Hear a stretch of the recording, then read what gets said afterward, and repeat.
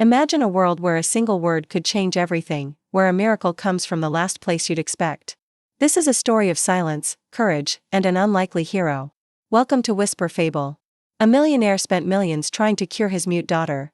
Nothing worked. Then, in a crowded square, a ragged homeless girl offered her a strange, murky liquid. The crowd laughed. The father raged, certain it was poison. But when the girl drank, the impossible happened. And one word changed everything. Second hook, can you guess what that word was? Stay with us on Whisper Fable to find out. Before we dive in, let us know in the comments, what time is it, and where are you watching from? Let's start. The city square was loud with footsteps and chatter. But Laya heard none of it. She only felt the weight of silence pressing against her throat. The same silence that had trapped her since birth. At 7 years old, the little blonde girl had never spoken a word. Doctors, teachers, even priests had tried to fix her, but all had failed. Her father's millions couldn't buy a voice.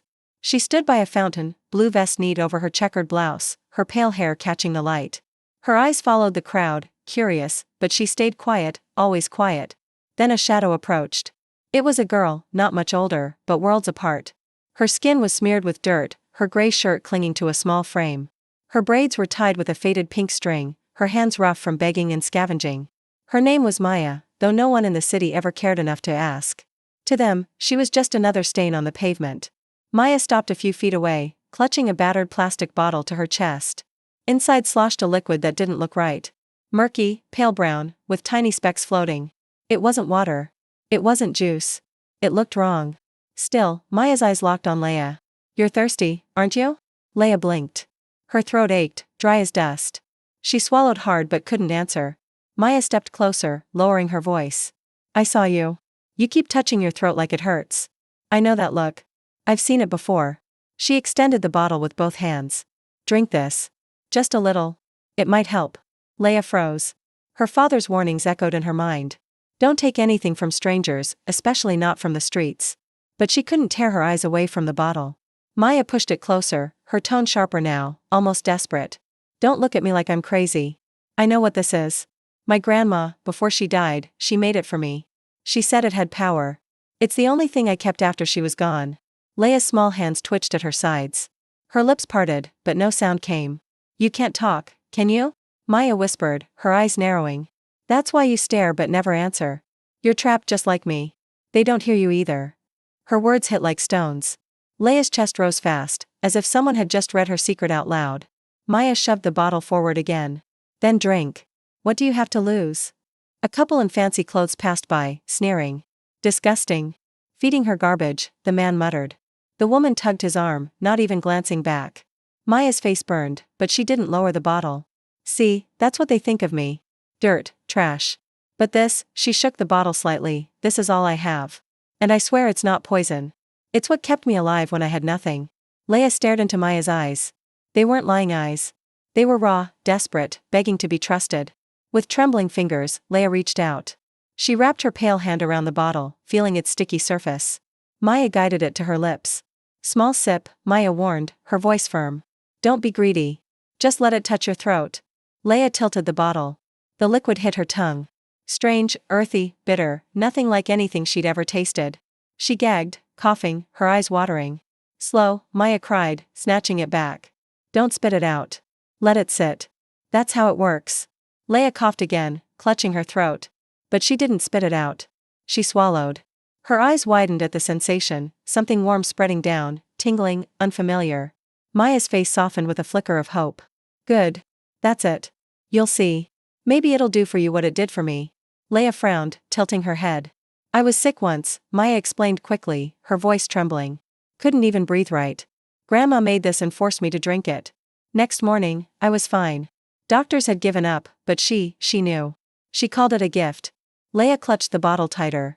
For the first time in her life, something stirred in her throat, like pressure trying to escape. She gasped. Step away from her. The man roared, his polished shoes pounding against the stone, his fists clenched, his face red with fury and fear. Maya froze, clutching the bottle to her chest as if it were armor. I didn't hurt her, she cried, her voice cracking. I swear I didn't. Silence. His voice boomed like thunder. How dare you touch my daughter with that filth? The crowd gasped. People in suits and dresses gathered, whispering and pointing. A homeless child feeding a millionaire's daughter. Everyone assumed the worst.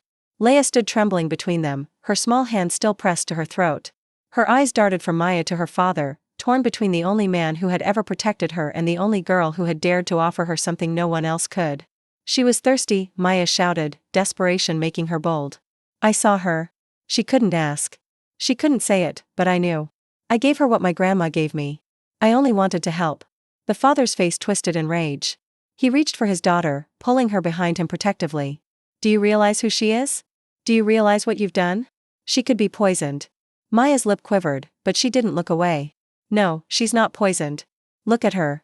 He turned to Laya, ready to scold her, too, but froze. His daughter's small chest rose and fell quickly, her lips trembling as if words were fighting to be born.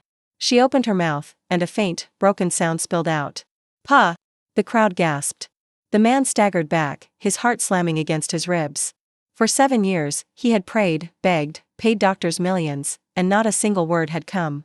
Now, in the middle of a filthy square, after drinking from a beggar's bottle, his daughter had spoken. Tears sprang to his eyes. Laya, say it again.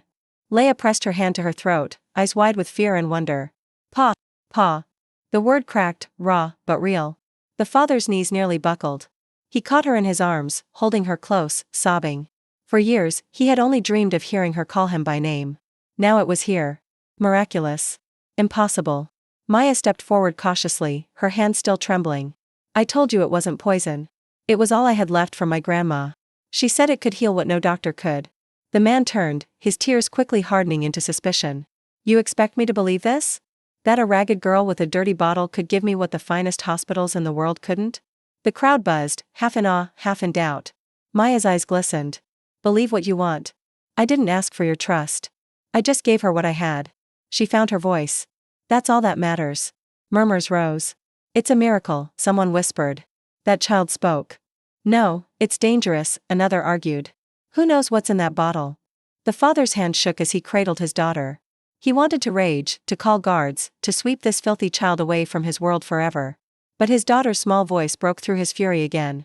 Papa. It was weak, but it was clear, and it was undeniable. His throat tightened. He sank to his knees, clutching Laya close. For years, he had promised her everything. Castles, toys, vacations. Yet, it was a hungry girl from the streets who gave her the one thing his millions never could.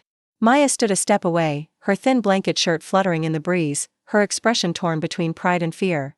She expected to be dragged away. Instead, the father looked up at her. His voice was raw, trembling between gratitude and anger.